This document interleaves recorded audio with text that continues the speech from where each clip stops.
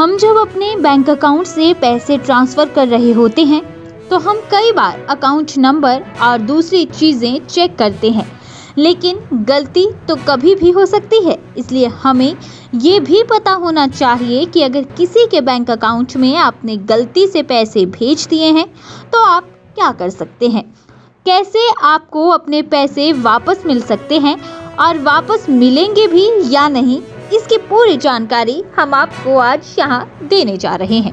Internet ने banking और हमारी लाइफ को आसान बना दिया है।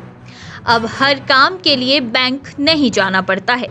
पहले अगर बैंक से जुड़े कोई भी काम होते थे तो उसके लिए बैंक जाना पड़ता था, लेकिन अब ऐसा नहीं है।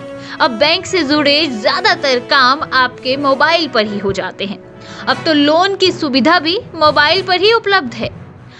चलिए अब हम आपको बताते हैं कि अगर आप किसी के खाते में पैसा ट्रांसफर कर रहे हैं और आपने गलती से किसी दूसरे के अकाउंट में ट्रांसफर कर दिया है तो इसकी जानकारी सबसे पहले आप अपने बैंक को दें।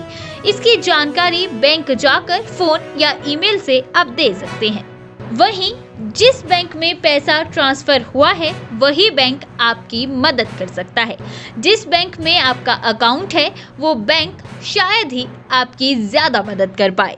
जब आप बैंक को जानकारी दें तो उसमें ट्रांजैक्शन की पूरी जानकारी दें, जैसे कि ट्रांजैक्शन की तारीख, समय, अपना अकाउंट नंबर और जिस अकाउंट में गलती से पैसे ट्रांसफर हो गए हैं वो अकाउंट नंबर।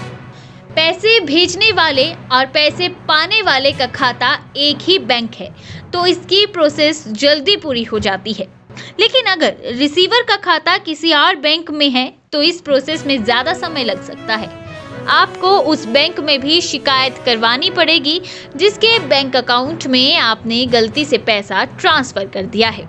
बैंक कभी भी अपने ग्राहक की जानकारी किसी को भी नहीं देते हैं और ना ही ग्राहक की परमिशन के बिना अकाउंट से पैसे ट्रांसफर कर सकते हैं। ज्यादातर मामलों में पैसे पाने वाला व्यक्ति पैसे वापस करने को तैयार हो जाता है, पर अगर पैसे वापस करने से वो मना कर दे तो आप उस पर केस भी कर सकते हैं।